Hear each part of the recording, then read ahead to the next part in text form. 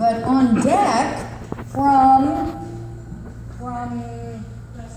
Western, oh, I should have known as soon as I saw the name. Mark Goldman. Come on, get up here on deck. All right.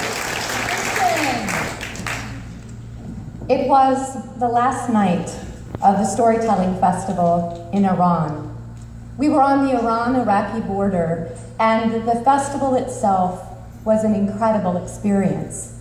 To go there as an American during a time when there's no diplomatic relationship between the two countries was both mind-blowing and heart-expanding.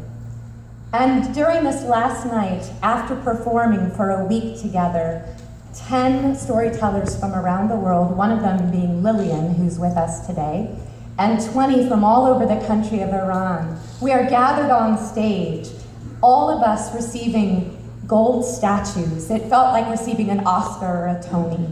And the press was there, and journalists were there, and diplomats were there. And there were hundreds of people in the audience. We're all gathered on the stage at the same time, and there is such electricity in the air. We are being hugged, and there are children surrounding us, and people asking for our autographs. And that's when I see him. About halfway back in the auditorium, there's a soldier, and he's making eye contact directly with me. He's waving something in the air, and I cannot read his expression. I cannot tell if he's excited, I cannot tell if he's agitated, but I know it has something to do with me. And so my mind starts to work back through all the events during the week, and I reflect back to going out to dinner, and we're all sort of being silly that night, and we've let our guard down, and we're having a really great time, and I'm thinking, oh my gosh, did I unintentionally create an international incident that's about to unfold?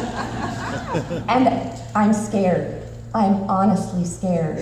And then he's out of his seat, and he is marching toward the stage, and he is looking right at me, waving something in the air, and he's excited about something, but again, I can't tell if it's excitement or agitation. And I grab onto Lillian's arm so hard, I leave a bruise.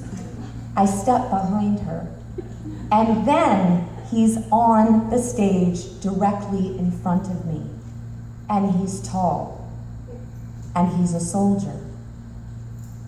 And that's when I see what he's holding in his hand, and I finally hear what he's saying. I loved your story. Photograph?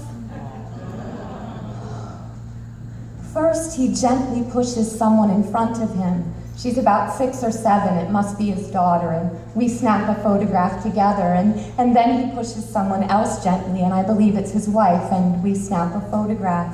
And then he's standing next to me. Now, protocol is you cannot touch, and yet we are standing so close together that in the photograph, it appears as though we are hugging, and I start to cry. The translator turns to me and she says, Kristen, what's wrong? Why are you crying? And I said, this is such an incredible moment.